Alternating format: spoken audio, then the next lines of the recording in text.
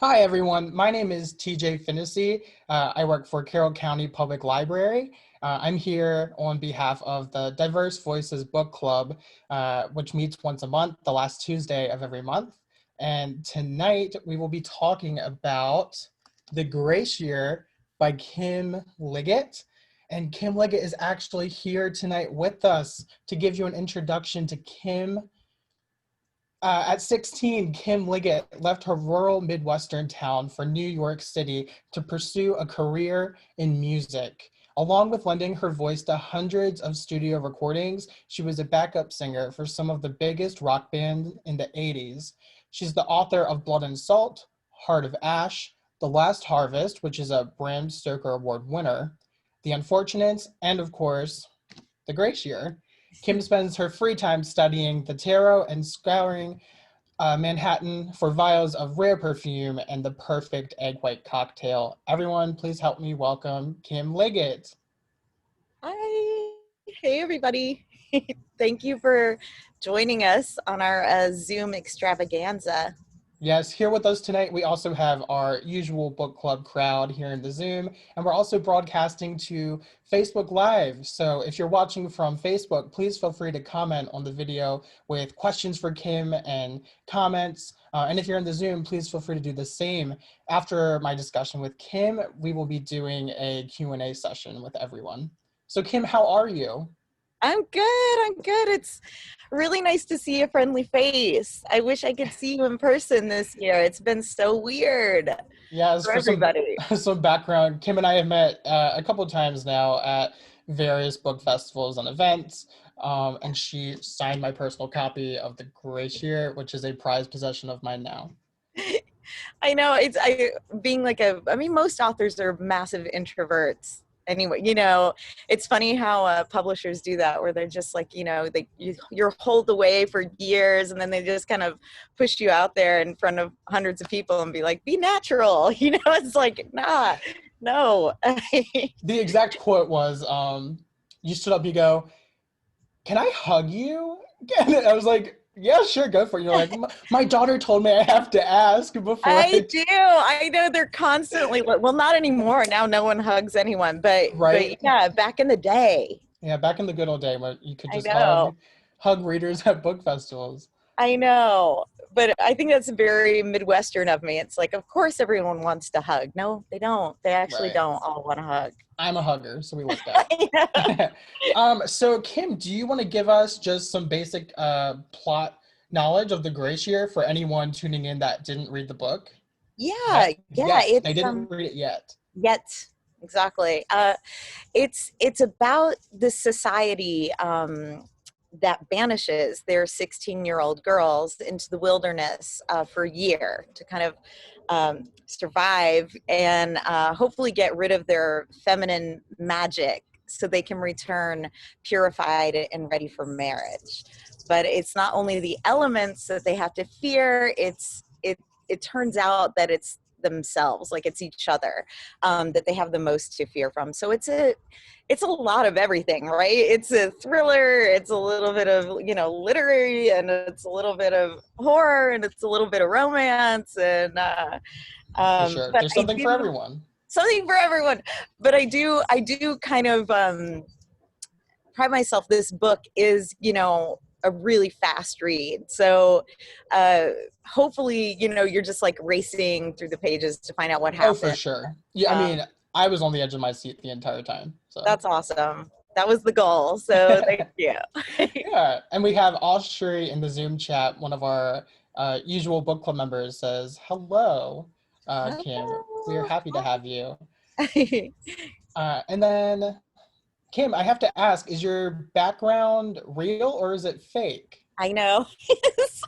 It's kind of embarrassingly real. We moved from New York City in February during the height of the pandemic. Like our movers came in hazmat suits and moved us here to Los Angeles. So it's a very different scene, but I'm loving that I don't even know what date it is. It's November sometime. And November something. and it's 70 degrees. It's pretty great. Yes. I love it. I have closets big Closets are estate. great. I know. Well, I'm jealous. And so if we want to get into the discussion, let's just jump right into it. Do it.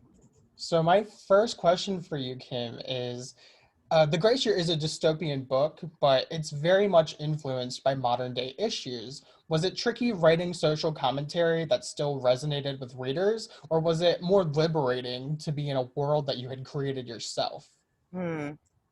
I Gosh, it's funny, like, even as I was writing this, like, I never thought it was a dystopian. Like, I always looked at it as, alternate history or some, but I just never thought of it in those terms. So it was funny when I think it was pretty far down the road that my editor was like, in this dystopian society. I'm like, wait, what? What? It was like, oh yeah, I did write that. But it was liberating in that, I wasn't, completely didn't adhere to, all of the modern, I got to make up a lot of my own lore. But it's funny, it's hard to do a book like this without being preachy. And Right. I really just wanted to tell the story, and however people took that, and however, that was, it's just what it was going to be. So I really just tried to focus on telling the story and not really, forcing my opinion or forcing things down people's throat. I really wanted Right. them to You don't come want to to be their an own. after school special. Totally, which I And it think wasn't. happens. I think it happens a lot, and it's Right. like, I mean, when I was a teenager, or just talking to teens, like, they don't want, like, the minute that they smell that, like, it's over, game over, and so I hope that I've been able to at least make people think an awful lot about things, and um where they fall on the fence, at the end of the day of all of this is completely their own, but at least I hope I made people think and made people feel, because that's such a rarity these days, being Right. bombarded with everything all the time. Like, um, I hope I made people, like, think twice and about how they treat women, on all sides of it, But that was definitely in my mind. But I'm happy that people are getting something out of it. But it was really shocking. I remember, because when I wrote this, I really just wrote it for myself, maybe I thought, like, oh, my daughter will read it, like maybe my mom, and maybe a few people, it really felt like just such a weird little book, and so personal, and then when, the film rights and, like, all those countries, there's like 26 countries or something now, and where it really struck a chord with women, from all walks of life and completely different situations. So I didn't realize, I thought I was so weird and I was feeling something so specific, but apparently it was everywhere, Right. I always hear people should write the book they wanna read, and it sounds like you did just that, and it I don't worked. even think I Here we had a are. choice. Like, it was when this book came to me, and it's different than anything I've ever written. And it hit me so hard. Like, I felt like I did not have a choice. Like, I had to write it. Right, and I mean, it's no secret that this was one of my favorite books I read last year. Oh, Someone actually told me when I first heard about it, they said, if you're gonna read one book this year, read The Grace Year. And at the time, I was wow. like, sure, okay. And then I Yeah, read it, right. and I was like, oh, she was absolutely right. Oh, that's really lovely. That Yeah. makes me very happy. Thank you to whoever that was. And Austria is saying, "Oh, Kim, we were wondering where you were. It looks so sunny and warm." I know. And it was also one of her favorite books she read this year. So, Oh, that's so nice. Oh, yeah. I love that. That makes me so happy, because it was it was harrowing writing that book. Like, it was, a lot to kind of lock yourself away and be in that mindset, which is a really awful mindset, for a few years, and then to have it resonate, it's a big deal. Yeah, It means I a mean, lot. an accomplishment for sure. So, my next discussion point is one of the major themes of the book is overcoming obstacles as a woman in a male-dominated society. how did you craft these struggles? Did your personal experiences inform your writing or any sort of research, etc.?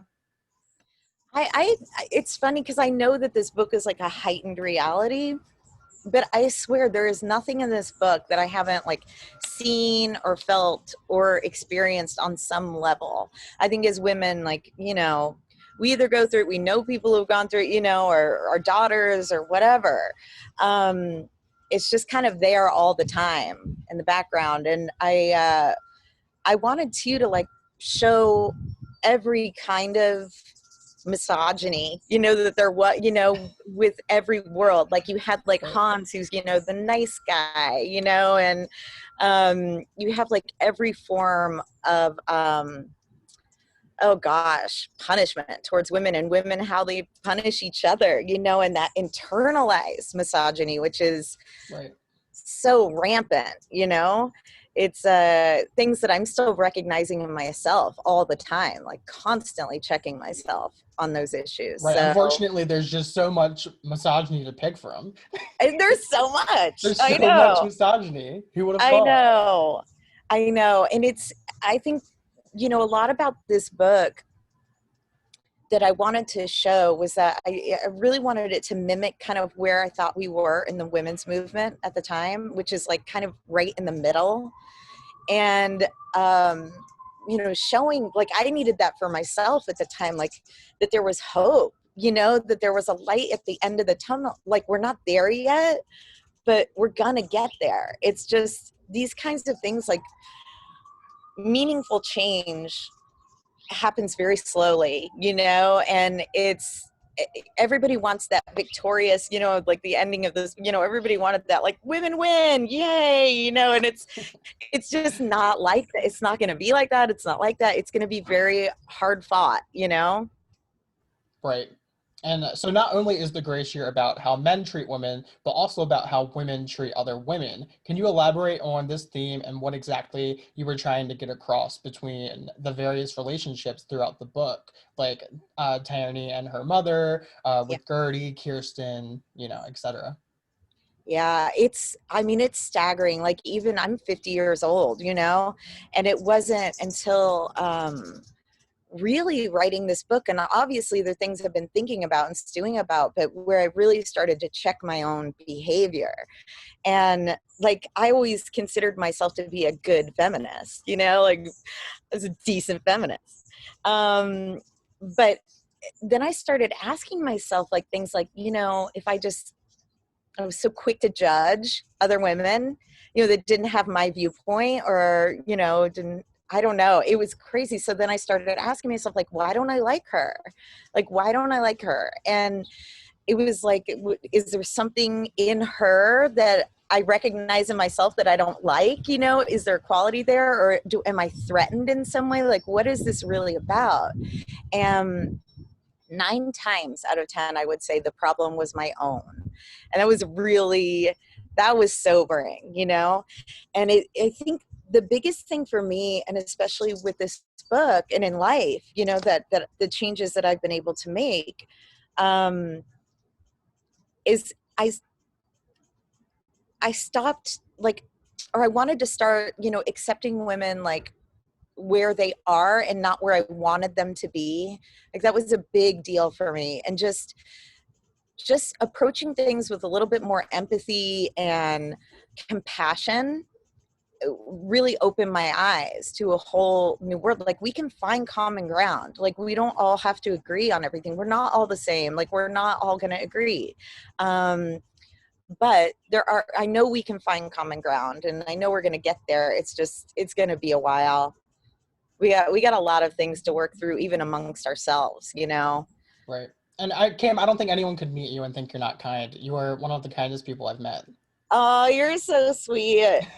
Thank you. Of course. I try, but it is a constant thing. And I think women get a really bad end of that stick. Like even with this last election with like, what was it? Like 52% of white women, I think, voted Yeah, for something Trump, around you there. know, and, and a lot of my family amongst that. So just thinking about things on those terms and like, you know, what is it about? Like I kept constantly hearing, even about Hillary and Kamala, about like, I just don't want her to be president, or whatever. It's like, well, why? Why don't you want, like, what is it? Like, what is it about ambition and women? Or is it the pants? Like, what's going on? Like, what aren't you Yeah. liking here? Some people are just scared of a woman in power. And, not just this book can benefit everyone, I think, not just people with that perspective. Oh no, I don't even think it's really hammered there. I really hope, like, the biggest message, from this book and for me too is um, just being able to accept women as they are, and we don't all have to be the same, and we have to, like, build each other up. It's like there's all this talk about, taking down the patriarchy, right? And that's all awesome and good, and, like, yes, let's do that. But I do think, like, if we spent even just a fraction of that energy into building each other up, like, we wouldn't even need to worry about what the patriarchy thinks of women. Like, they'd be very worried what we think about them. I do think that when we start doing that and start building each other up, that's when things are really going to change.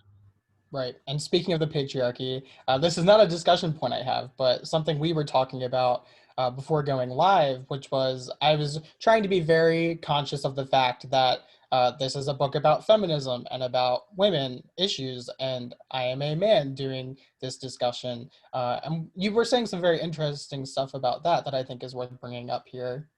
Yeah, I mean, I think there are a lot of really good men in this book, um, and it's a, shows a lot of great ways to be in, and that he's trying, like, it's gonna take everybody. That's the thing. Feminism isn't just for women. Like, it's really gonna take everyone. And until um it's okay to lean on men, to be like, let's do this together, let's build this together. It's okay.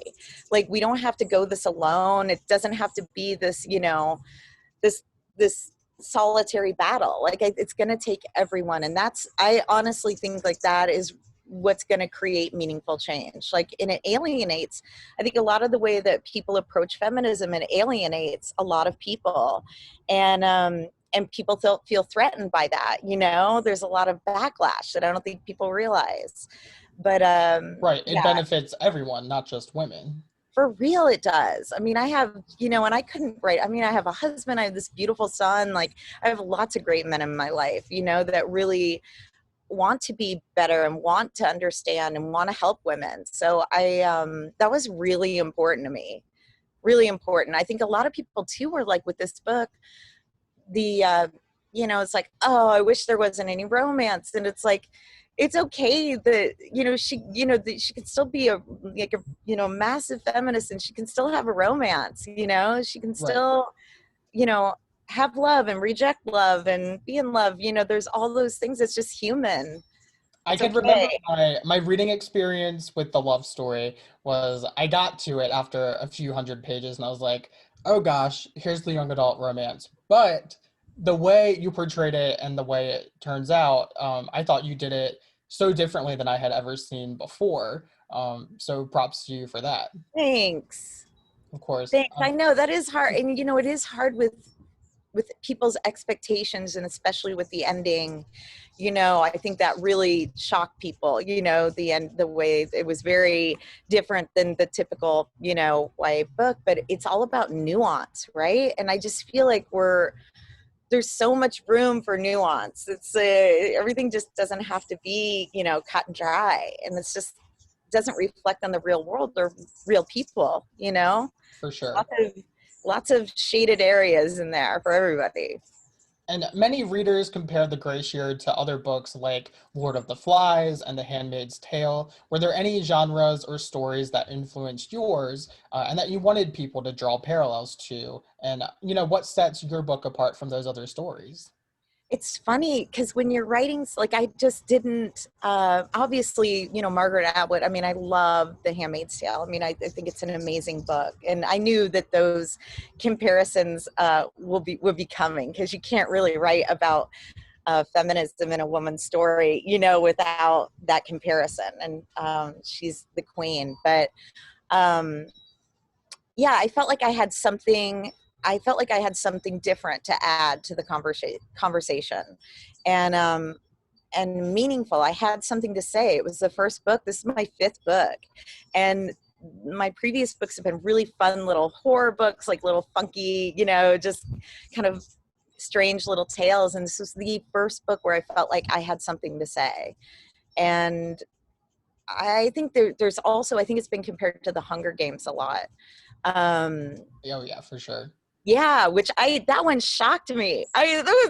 After I'd written it, and they were, my agency was writing something up for foreign rights, and they were like, it's like the Hunger Games. I'm like, what? Oh It just yeah. had never even occurred to me. Like dystopian, strong female I character. guess, And like I feel like I'll it's an take all it. ages type book in terms of like from a certain Sure. age up. I think anyone could read it and find it beneficial, just like the Hunger Games. I know. And it's funny, this book was really straddled that line of YA and adult. And in fact, when this book was sold, it was sold to St. Martin's Press, and then, went Oh, over to this crossover label. So, in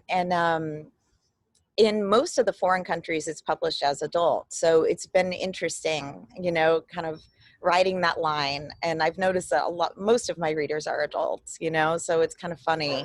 Um, you know, I mean, a lot of schools are taking it on, and teaching it, which is awesome. I love that. But I'm, I'm flattered with any comparison of any book. Like, thank you for even yeah. doing it. Yeah. Yeah, if you're an educator and looking for a book with similar topics, definitely check out this one. Uh, Thank you. yeah. So Aaron in our chat, our book club group says, since men often hold the positions of power, we need men in the feminist movement to advocate from these positions of power to put women in those positions too. Oh yeah.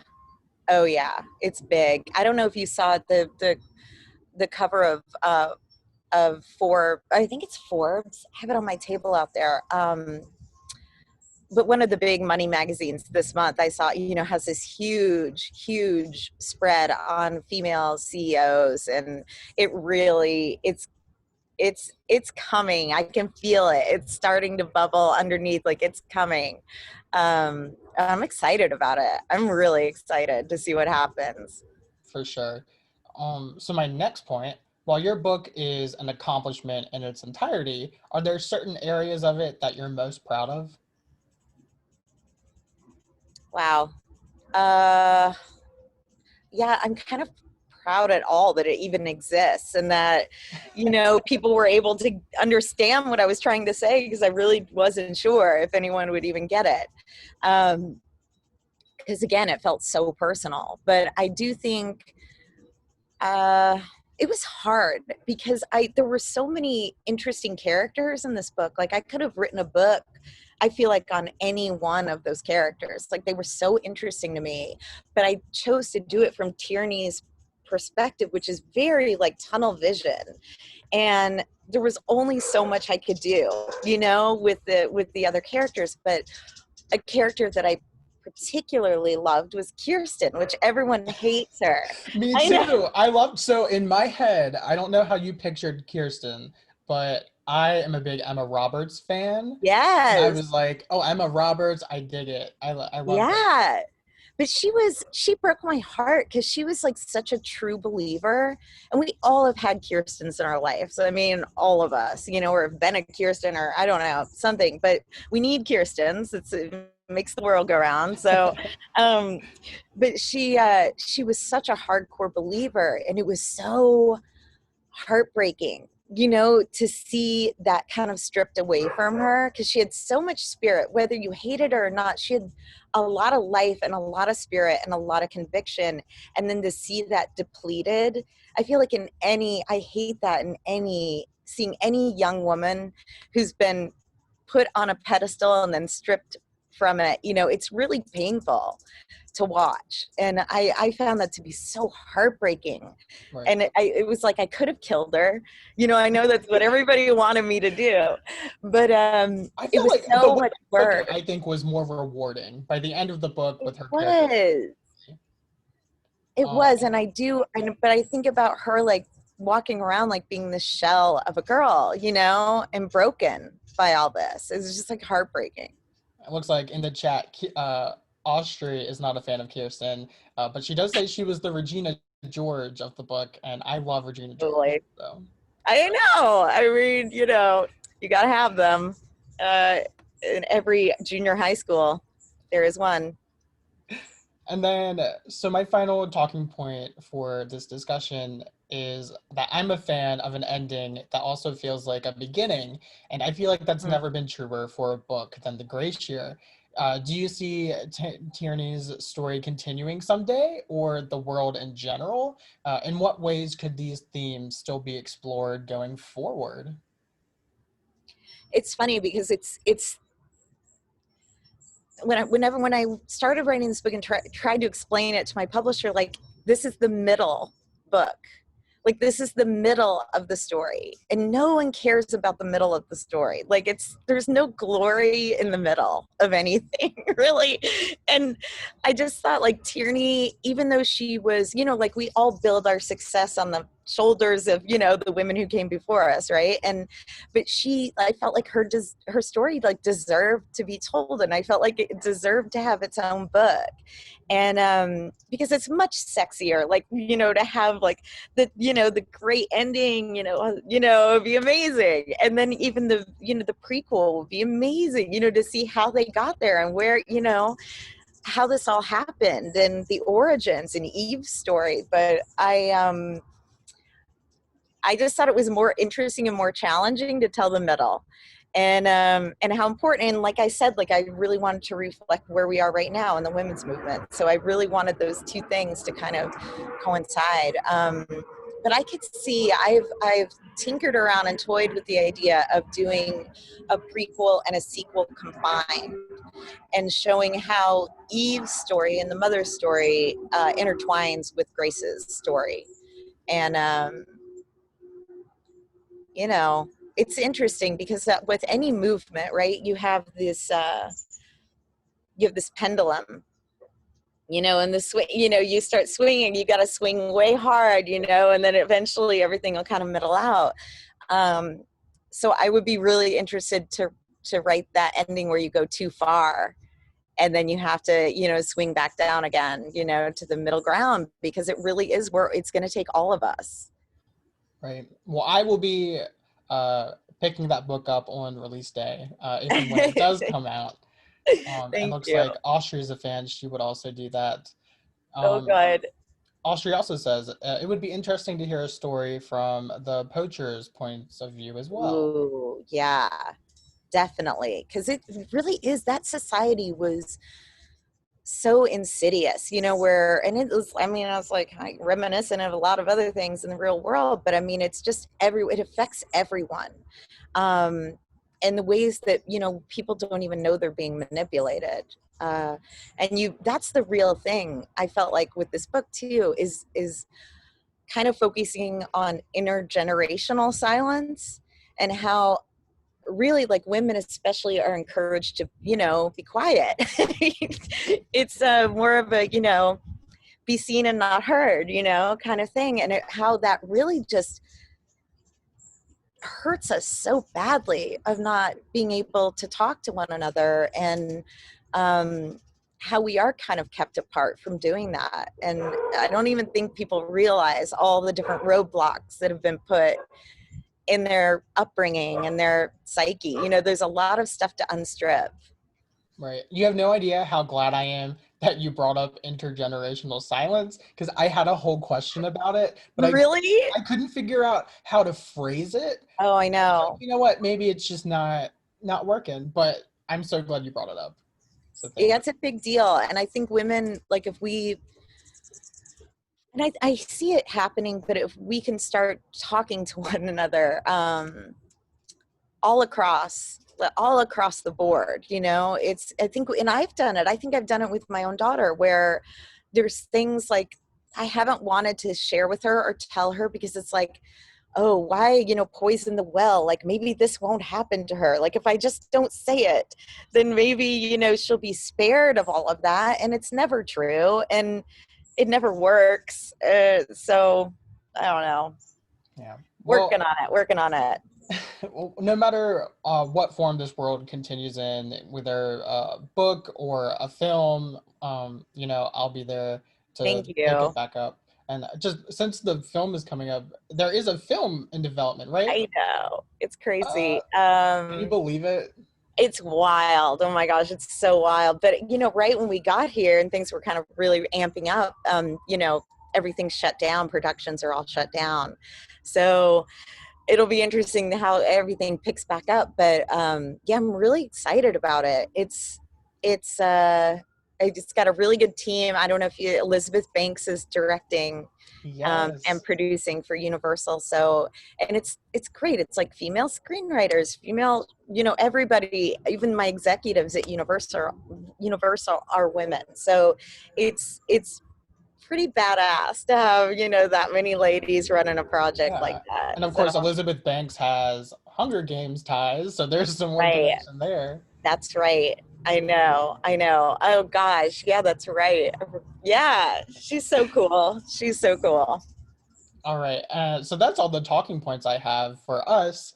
At this point, if you are in our Zoom call for the book club group, if you would like to enter a question in the chat or unmute and talk with Kim, please feel free to do that now.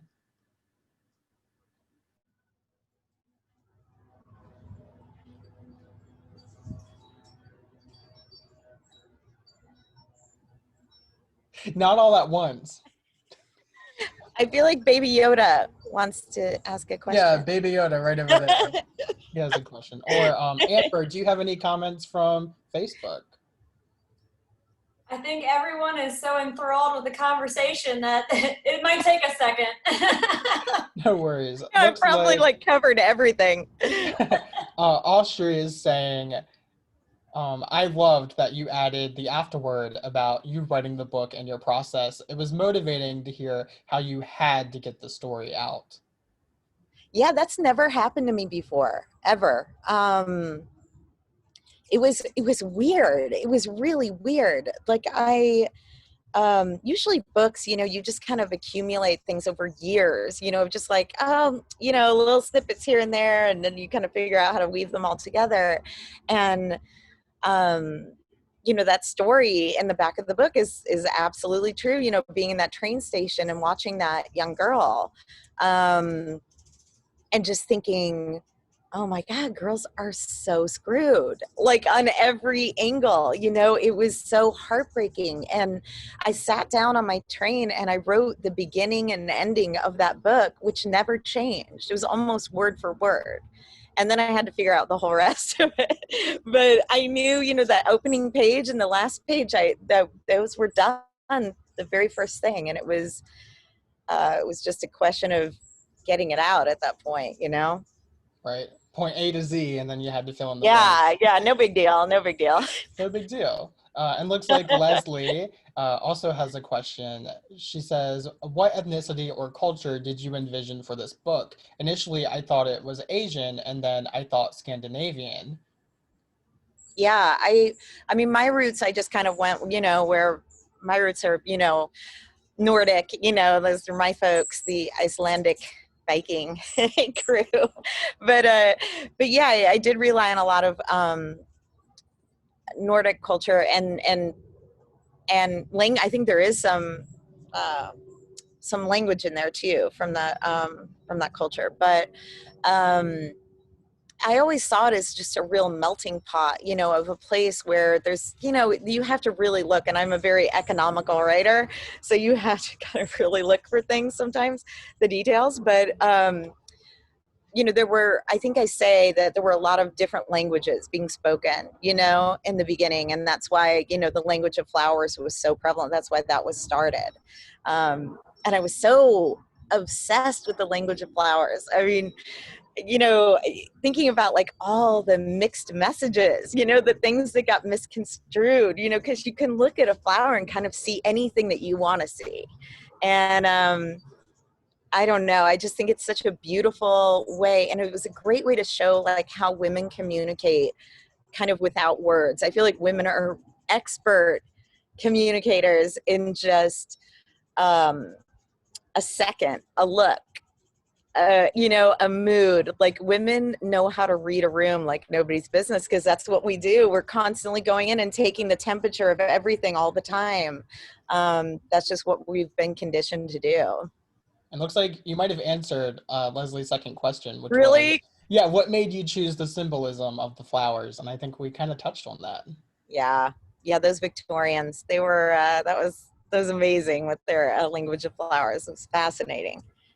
And looks like Deborah has a question. She says, can you talk a little more about the relationship between Kirsten and Gertie? For some reason, I was convinced it was going to end up with them running away together. In a different world, they would have gotten together. Or she's Totally. asking, in a different world, would they have gotten together? Absolutely. I felt like Kirsten was so tortured. And I felt like there was more of their relationship in the first draft.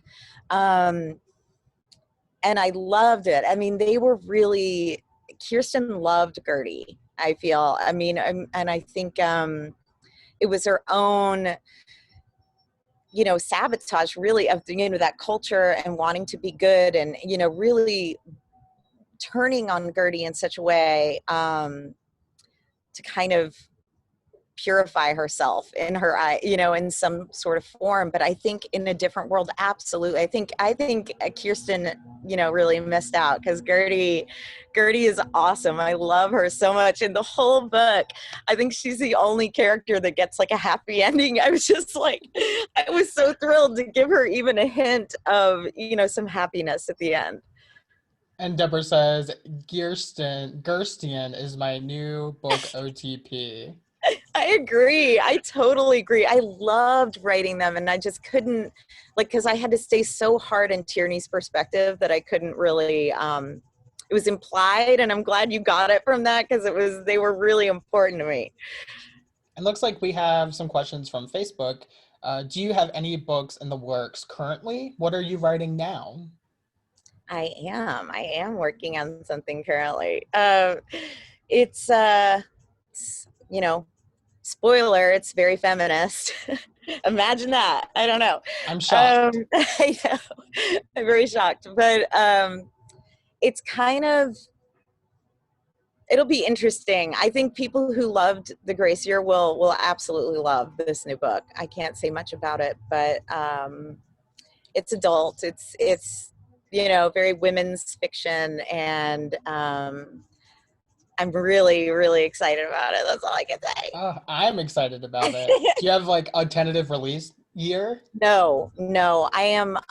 That's one thing, this book, and I only started writing when I turned 40, so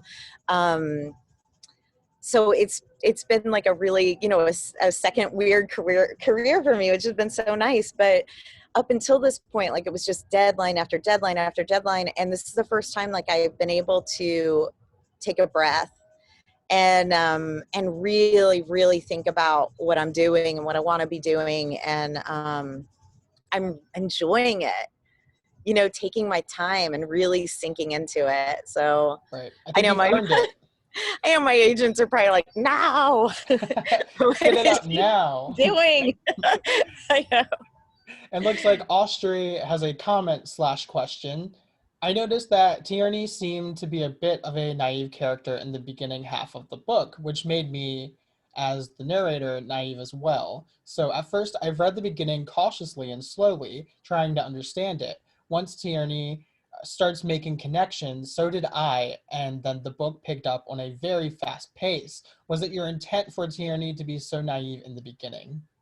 Yeah, the funny thing about her, and I feel like we're all like this to some degree. I mean, she's so sure of herself. It's like, the funny thing is she thinks she's so wise. Tierney thinks she has it all figured out. And like a lot of teenagers, I mean, my daughter included, I just remember that age and just being like, oh my God, I've got this all figured out, I can see everything that no one can see, and that kind of frame of mind. But I needed the reader to be fully with her on all of that, and you think it's going a certain way, and you realize that it's so much more and so much more complex. And yeah, I'm glad you fell for it, because that is exactly what I wanted you to do. But I did it with you, though. I mean, honestly, this book I wrote it for me, and I was really unraveling my own feelings about everything in the world and what was going on around me as I was writing it. So I feel like it was pretty genuine. It was me too, It looks like Austria would like to clarify she meant her as a reader, not her as the narrator. Oh, yeah. Well, we understood. We got I that. got it. I totally got it. Yeah. And Leslie, thanks you for answering her question about the flowers. Yeah. And Leslie is saying, with the movie production, were there any things that were must-haves from the book into the movie from your input? There were, I mean, I'm such an image, obsessed kind of writer. So I have these images in my head, that there were a few. There was one of Tierney and Riker on the ice. And that scene was really important to me, because I felt like, and it was very flawed. That shows like a lot of Tierney's like strength and weakness at the same time. Like, she was willing, like, I was like, I am taking him down with me. Like, if I'm going, and she, at that moment, she wasn't thinking of her family or her sisters, like, we all have these selfish moments and not thinking things through, and pride and all these things. Like, it was such a beautiful still moment for me in writing it. That scene was really important to me. So I know I've actually seen the budget, and it's like, oh, the ice, on the film budget. It's like, but yeah, I'm glad that that's in there. And our next question is from Erin, or it might be a comment. She says, I appreciate the LGBTQ plus representation, but I'm wondering if you might consider adding more of it in the next book. The women's movement in the 70s wouldn't make room for lesbian women because they thought that lesbian women would inhabit strides or potential strides of the feminist movement. It would be interesting to explore that. Absolutely. Oh my gosh. I mean, like I said, I'm, really put on the blinders and wrote this from Tierney's perspective, but boy, there's a lot of story going on in there, with Yeah, those cabins, there's oh stuff my going on. gosh, like, It's a long summer.